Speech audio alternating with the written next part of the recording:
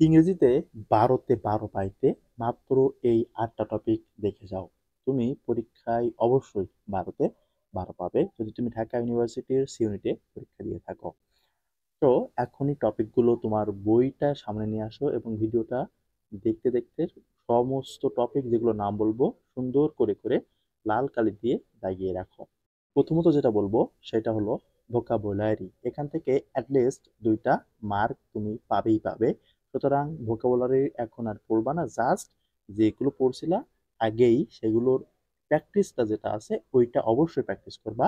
কেননা ভোকাবুলারি থেকে ঢাকা ইউনিভার্সিটি অ্যাডমিশনে হুবহু রিপিট হয়ে থাকে।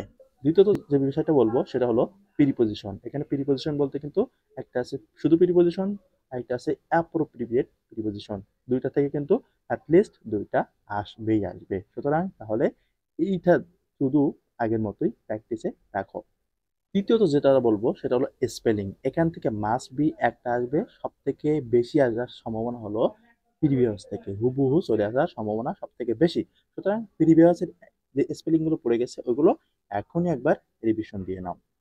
চতুর্থ যেটা বলবো সেটা হলো অ্যানালজি। অ্যানালজির ক্ষেত্রে একই বিষয় বলবো, সেটাও প্রিভিয়াসে থেকে হুবহু রিপিট হয়। সুতরাং প্রিভিয়াসটা দেখে যাও, অ্যানালজি ইনশাল্লাহ তোমারও কমন পড়বে। পঞ্চম যে বিষয়টা বলবো সেটা তোমার বিভিন্ন জায়গা থেকে বা বিভিন্ন বিষয়ের সমন্বিত থেকে একটা প্রশ্ন তুমি দেখবা বারবার আসছে, চুজ দ্য কারেক্ট সেন্টেন্স অথবা চুজ দ্য ইনকারেক্ট সেন্টেন্স। ঠিক আছে, এইখান থেকে একটা প্রশ্ন every year Dhaka university admission টেস্টে চলে এসেছে। এটার বেসড থাকে কি জানো, এই যে নাউন অথবা সাবজেক্ট ভার্ব এগ্রিমেন্ট নামে যে টপিক আছে এইগুলো সমন্বিতভাবে কিন্তু চুজ দ্য কারেক্ট সেন্টেন্সটা আসে, একটা আসবেই আসবে। তারপর যেটা বলবো সেটা হলো ফ্রেজ অ্যান্ড ইডিয়মস, অর্থাৎ বাংলায় যে বাগধারা পড়তা ইংরেজির ক্ষেত্রেও সেম।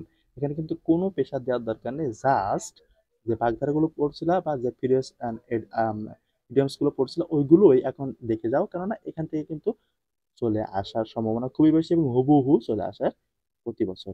তারপরে যেটা বলবো সেটা হলো কন্ডিশনাল সেন্টেন্স। ইফ দিয়ে যে বাক্যগুলো শুরু হয় এটা কিন্তু কয়েকটা ধাপ বা কয়েকটা নিয়ম আছে কন্ডিশনালের।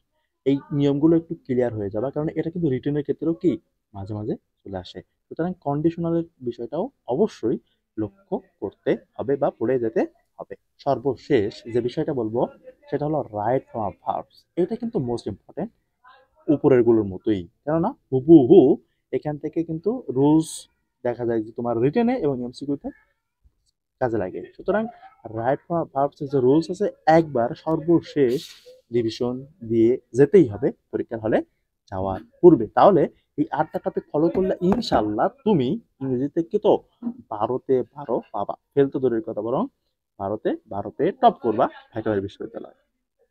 অতএব আর দেরি না করে এখনই পড়া শুরু করে দাও এবং দেখিয়ে দাও তুমি কতটা মেধাবী।